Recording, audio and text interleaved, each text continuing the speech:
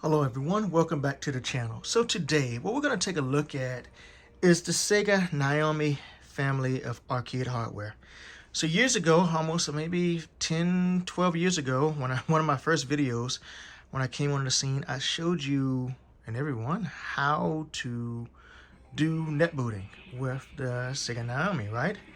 But I looked through my videos and I realized I never really did a proper intro to just the overall Naomi family of arcade hardware. So we'll look at that today and just go through some things. So before us, we have three different arcade units. We have, let's starting first here, we have the Atomiswave, Sega Naomi, Sega Naomi 2.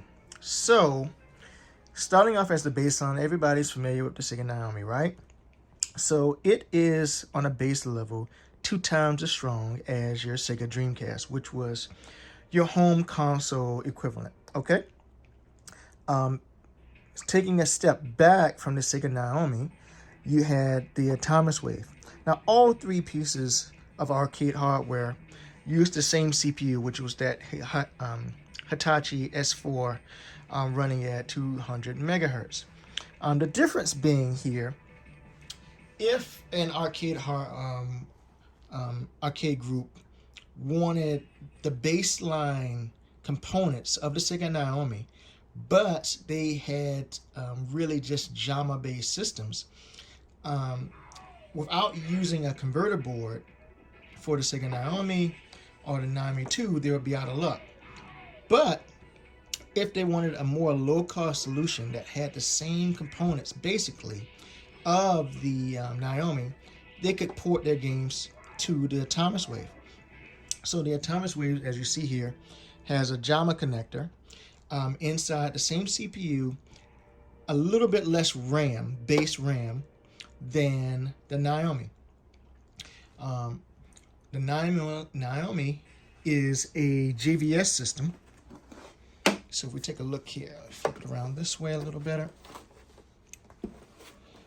So we take a look here, you have your JVS connector there, audio, VGA output, power connectors, right? And your standard test and switch buttons right there.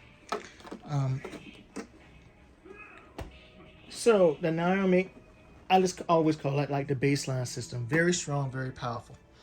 A step up from the Naomi is the Naomi 2, which, if you want to just baseline it, it just basically has more RAM than the base Naomi, and it has double power VR graphics sensitizer. So let's simplify it. Let's just say it almost like running an SLI. It's not SLI, but keep it like that. You can think of it like that. It has more GPU horsepower than the Naomi. So that's why you'll find games like Virtua Fighter 4, Virtua Fighter Evolution, Virtua Fighter Final Tune were on the Naomi 2, but not on the base Naomi. It had more graphical capabilities. Both the Naomi and the Naomi 2 used the same pinout, still JVS based, power, everything is the same. It's just the internals are a little beefier inside the Naomi 2. Accessories that can be used with the Naomi and the Naomi 2 include the NetDim, which is here, obviously, like I said, when we talk about net booting and such. And then you have the GD-ROM. So most people are familiar with the GD-ROM when you're talking about the Dreamcast, right? Well, obviously, there were some games that came out on the Naomi that were cart-based. So here you can see Marvel vs. Capcom 2 or Virtua Fighter 4, the baseline, right? Also, you had games that came out for the Naomi and the Naomi 2 that were based on the GD-ROM unit. So just picking it up so you can see it.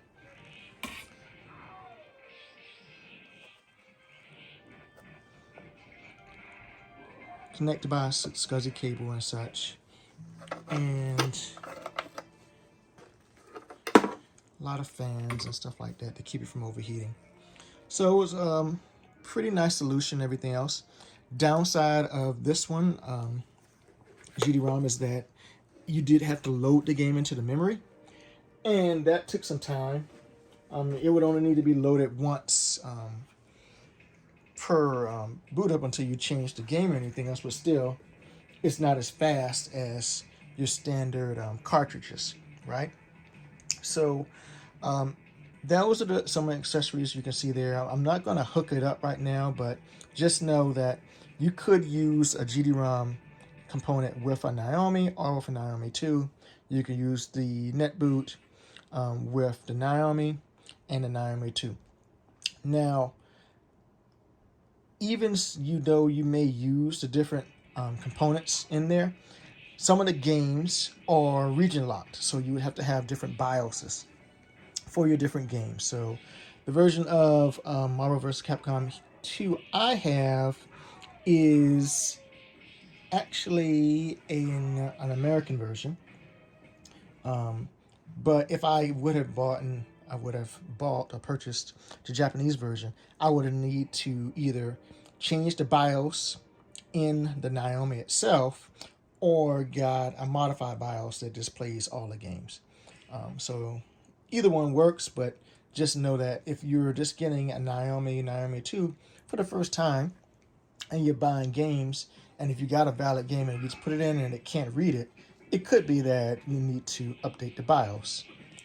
Not update it, but switch the BIOS chip inside there. As far as the games themselves, they are pretty straightforward. Similar to if you're thinking about the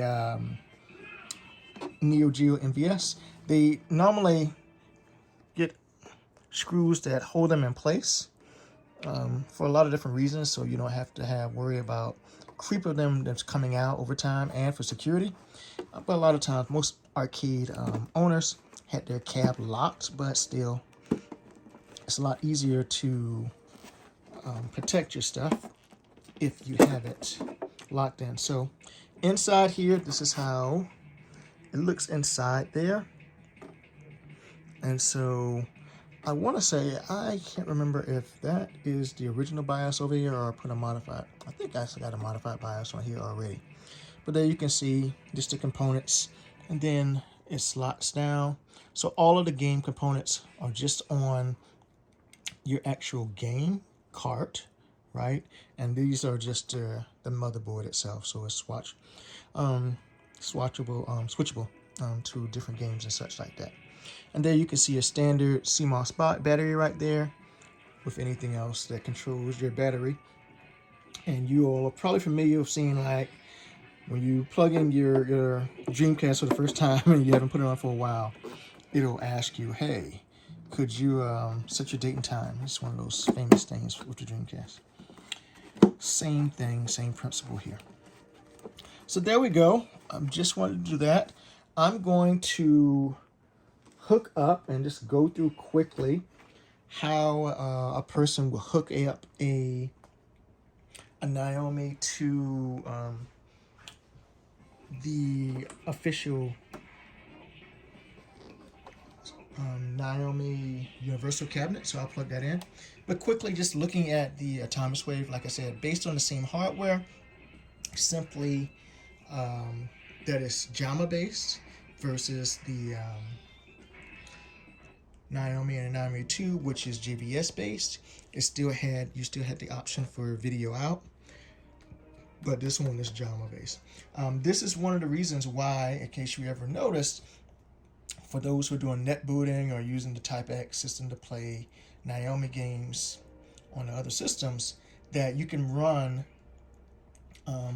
Atomiswave games on your Naomi 2 or Naomi 1, because it's all the same base hardware. It's just that those two systems has more RAM and have more graphical capabilities than the lower end Atomiswave had. So as far as backward compatibility, you can run Atomiswave games on your Naomi, either with 2-in-1, 4-in-1 carts. You can look into that if you want to, or with the NetBoost solution.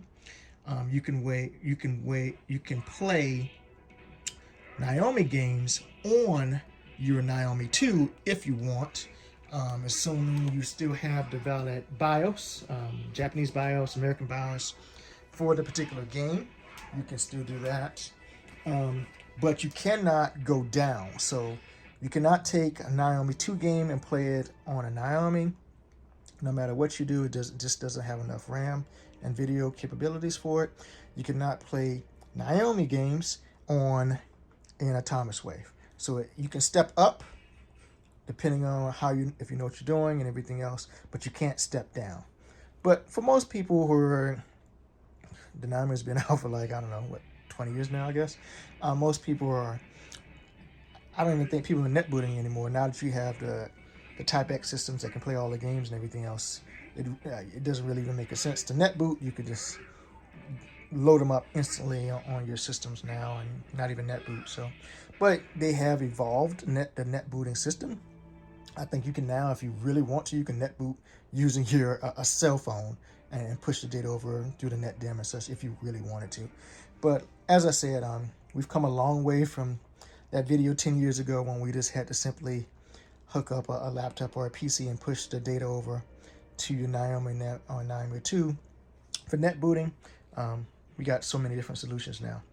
But anyway, let's go ahead and switch over to installing the Naomi inside of the Sega Naomi Universal Cabinet and get some footage of that powering up and such.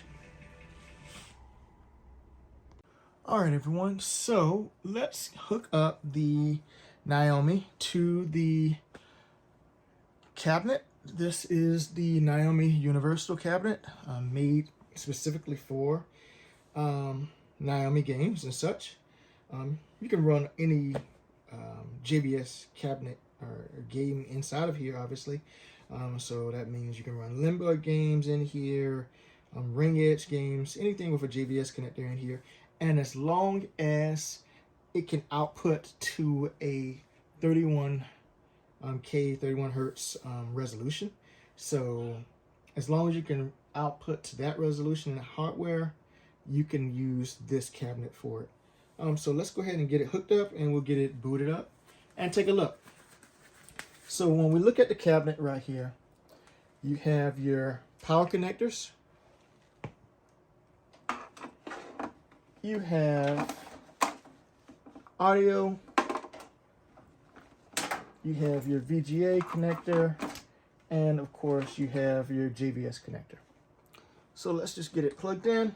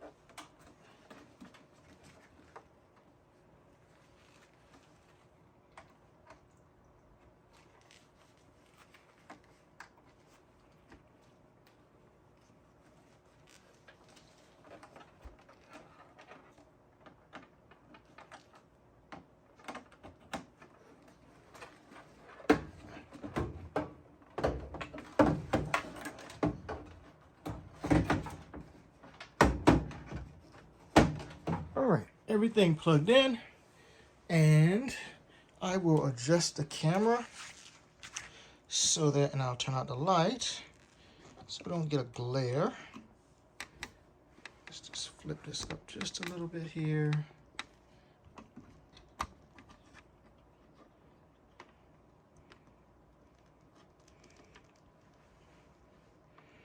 And I may actually need to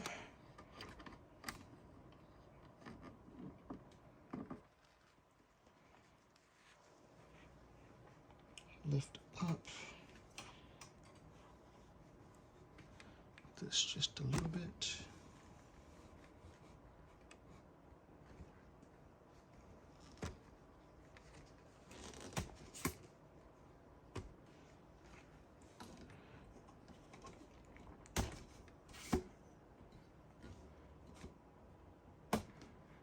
Okay, and we will get, sorry about that, let's turn off this and power on the system.